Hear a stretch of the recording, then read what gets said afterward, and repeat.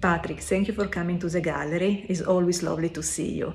I want to know how your love for ceramic started and when. Started out as a social worker in urban area in greater Cincinnati, Newport, Kentucky. And the clients I had were all victims of domestic violence. Nobody else wanted to handle those cases, and I did.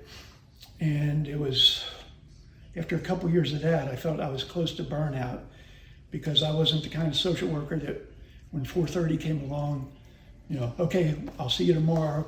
If I had somebody at my desk that didn't have a place to live, if I had to, I'd get them a hotel room, a woman, maybe a couple of kids.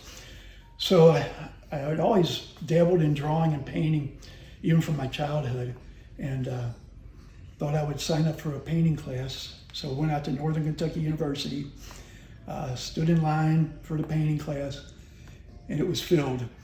So as fate would have it, I ran to a buddy of mine who was leaving and asked him what he was doing out there. And he said he had signed up for a ceramics class. And I thought that might be fun. So I signed up for a night class and fell in love with it immediately. For 2 years, for 1 year, I took 2 courses as night classes, and then kind of reached a crossroad in my life where I had to make a decision. And this was so much a part of my life by then that I decided to go for it. So I signed up full time because I already had a degree in social work and English. I only needed to take a few art classes, and I'd have a BFA. So as fate would have it, my instructor, Neil Joasis, had been a former student of Norm Schulman's up at Rhode Island School of Design. So Neil was really strong into functional work. I mean, it really had to, if you made a teapot or a pitcher, it had to pour right. And he would even come to critiques and fill your pot up with water and pour and see if it cut off and didn't get a dribble down the front. So I always had that driving force in really tight pots. But then he had Norm come up for a workshop a couple of times. And even though through the whole history of ceramics, you've seen painted pots, it wasn't until I saw Norm's things, I felt like, hey, you can paint on these things. Because up until then, I was doing things like stoneware mats and celadons and that. So Neil didn't understand my paintings, but Norm got it. And we just became close friends.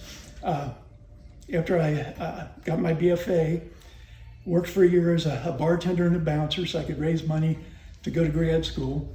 And Norm had been giving a workshop tour through the country. And I remember one of the questions he asked me at the end of the workshop, I had him give me a critique. He says, well, what do you want to do? I said, well, I want to teach. He said, well, good luck to you. He said, I couldn't imagine trying to get into grad school with competition the way it is now. And didn't say any more about it. But as he would go around the country, I'd get calls from these people at different universities saying, Norm Schulman has recommended for our graduate program. That's all we need to know if you're interested. And I passed on all of them and chose Clemson University because it was like only an hour and a half, 2 hours away from Norm. So I'd be able to come up and see him. So I did that, got a master's in 1980, landed my first teaching job part-time in a small college in Cincinnati, which has since been absorbed by a larger university, and taught there for a year or 2 years. And then my instructor, Neil, went on sabbatical, but he knew he wasn't going to return. He was going to be gone for 3 years, so I applied for his job and got it. So I went over to my alma mater and taught there for 3 years, and then just kind of realized that just like with the social work, I would give so much of myself to the students and to the clients I had back then that I wasn't not having enough time for my own work. So in 1986, I left teaching and set up a studio potter, and I've been doing it ever since then. Color's a big thing with me, I guess, from my painting background. Pattern, a lot of pattern, and some of the images or things that have kind of like moved me at a certain point in my life, like the crows and the ravens, kind of like they're messengers. There's been several times when I've been in fields and just be surrounded by crows, and you know, it's a really one of those moments where you just really feel part of nature. So that's kind of where they came from. There's some other things involved, but I'll keep that to myself. And the spiral has always been an intricate part of my work, because I feel like your life is either spiraling in or spiraling out. And I've been through both, and I'd rather have it spiral out. So those Greek pots with those spirals kind of led to working them into this piece. And the blues, I remember my undergrad instructor, he hated blue glazes, but I seem to do a lot of work with the blue glazes. And so this was so large, and I had just come off of a stem cell transplant. I've got multiple myeloma, and so my strength wasn't where it was, but I was able to coil and throw this one, and then with help with a lot of friends, helped me move it around and put it upside down so I could do the painting. And they're all done with little ear syringes with hypodermic needles, and each one is trailed on or dotted on.